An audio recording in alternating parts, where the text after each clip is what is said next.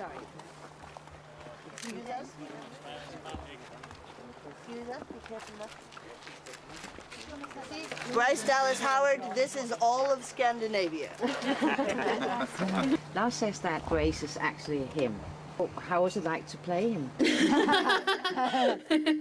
you even think about that? I never thought about that. It would be very difficult to play Grace if I thought I was playing Lars. But did he ever tell you that Grace? He mentioned to me once, because I asked him, why are most of your films about women? And I don't want to misquote him, but he said something along the lines of, it's all of his films are actually about him, and he feels like women or women's sensitivity represents him better. And so I understand that after knowing him for a little while. But it would have been difficult for me to play a part while trying to pretend to be someone else. Mm. Making The Village and working with Maria, has that changed your career in any way? Oh, yeah. In what way? I used to have no film career now. Maybe I do. How has your kind of childhood and upbringing been?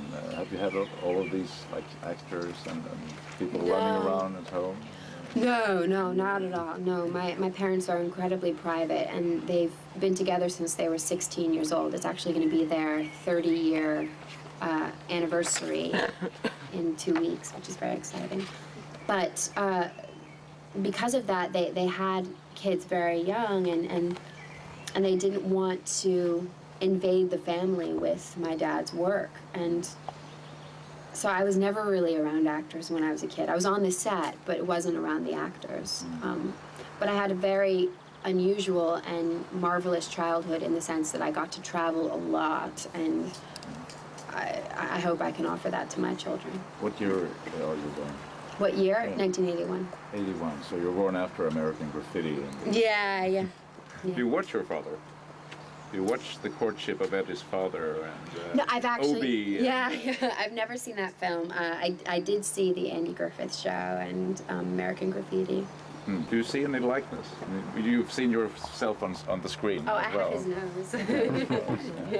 When did you feel that you wanted to become an actress? Because sometimes when you grow up in an artist family, you become just the opposite. Yeah.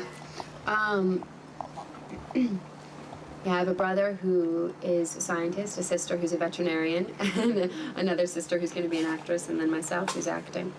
I decided, I made a choice to act when I was applying to university. I was enchanted by the idea beforehand, but didn't really think of it as a real possibility because of the way that I was. I was incredibly kind of frumpy and shy and freaked out by the notion of talking in front of a group of people. How things have changed. How come? What happened? I don't know, but something did happen, and it happened relatively recently, within the last 5 years. I think when I started acting, in a way, and this is going to sound incredibly cheesy, I found a purpose. I found something to put my energy into that was outside of myself, whereas before then I was very concerned about myself and about how I was being perceived, or if that boy liked me, and just kind of ridiculous things that we do when we're younger. And when I started working and reading and really educating myself, I realized that these things were bigger than I was, and I was not so concerned about myself anymore. Oops. Starting to rain. Here comes the umbrella. Thank God. There's like trickle. You only bring one. Totally unjust. Where does your name come from? Bryce Dallas. Bryce is after Bryce Canyon. Both my parents are redheads, and they knew I was going to be a redhead, so they named me after that. And it's a very red canyon. And Dallas is where I was conceived, in Texas.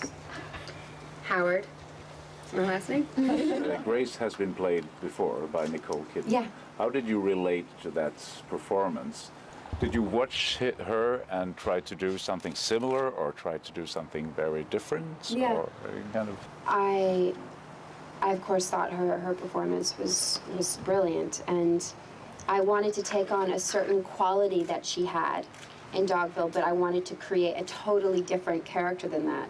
So her character in Dogville was enslaved, and the character that I play in Manderlay is empowered. It's the complete opposite. So while keeping this quality of quietness and kind of someone who's bogged down with a certain kind of responsibility, creating a woman who's empowered and has these big ideas of the way that things should be, and thinks that she can make these ideas a reality. Did Lars have a say in your interpretation as well? That he didn't want it to be like Nicole's, or he wanted it to be, or? No, well, he gave me the freedom to explore. He said, you know, I think this is a different Grace, and that's basically, that's what he said. Ooh, which one is this? So you don't... I think it's mine. Okay. This one? Yeah. Okay. But, you know, when it comes to his work, while he's working, he's a man of few words, because he doesn't want to stifle anyone. It was important for me to not mimic her performance. Have you met Nicole? Yes, I've met Nicole. Discussed Grace? No, never discussed Grace. I mean, not intentionally, of course, but yeah, it just never happened. How's your father's reaction to you working with Lars von Trier and his style, which is so totally different? Yeah, Lars is a brilliant filmmaker who's really invented his own style of filmmaking, which I think is every filmmaker's dream. So my dad is always asking me questions about him and asking me how he works and what he does on set, and does he have rehearsal, and how long does he shoot for, and what kind of film does he shoot on, and he saw the film, and he's he thinks it's astounding. It's incredible. How do you think the film will be received in the States? I have no idea. Can you imagine? No. Do you hear any comments from friends? No. I know that there's a lot of curiosity, and that's exciting, because I hope that as many people see this film as possible, and I hope that they react to it. But I have no idea what that reaction might be. How did you feel when you saw the film? Well, I was just so proud of Lars, and it really struck me for the first time that I was in a Lars von Trier film. You know, when you see something that's kind of shaky, you realize, oh my God, I really am in one of his movies. He allows the actors a lot of freedom. There's no rehearsal whatsoever. You memorize the text and you show up on set, and then you start shooting. You're able to stay in the character and stay in the scene and just try it again and again and again and again and again. And often, when you're shooting on a film, you leave after 2 or 3 takes and you think, oh God, I wish I could have tried this or that, or you ask the director permission to try it one way, and they say, listen, we don't really have time for that. And with Lars, you're able to try everything, and then he cuts together the performance that he wants everyone to see. What was your reaction when you read the script for the first time? I was incredibly inspired by it, that somebody would be so bold. This is an embarrassing thing that I think everybody participates in. Everybody participates in oppression in one form or another, judging someone, being judged, and I think it's a discussion that needs to happen. Was it strange for you to act in this scenography in the big studio in Trollhättan? No, it was wonderful, because there was no set, and so I could just imagine anything that I wanted. You know, it was like being a little kid and just creating the world around you. There were infinite possibilities. So a pretty rough love-making scene in the movie. How did you feel about doing that?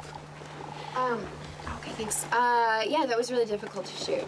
That was really difficult, but it's obviously a pivotal moment in the film, and so I did it. And Lars really helped me through that. The night before, actually, I said to him, I said, can't we just move it? And he's laughing. I'm like, no, seriously, can't we just move it? And he said, listen, if there's a moment where I see that you're going to a place that you can't come back from, I'll stop. You know, I'm not going to let you lose yourself. At the end, he said, dare I say it, I feel very satisfied. Thank you very much. Thank you. Could I hold it for you? No, I got it. Okay. Could I just... Get the reindeer out.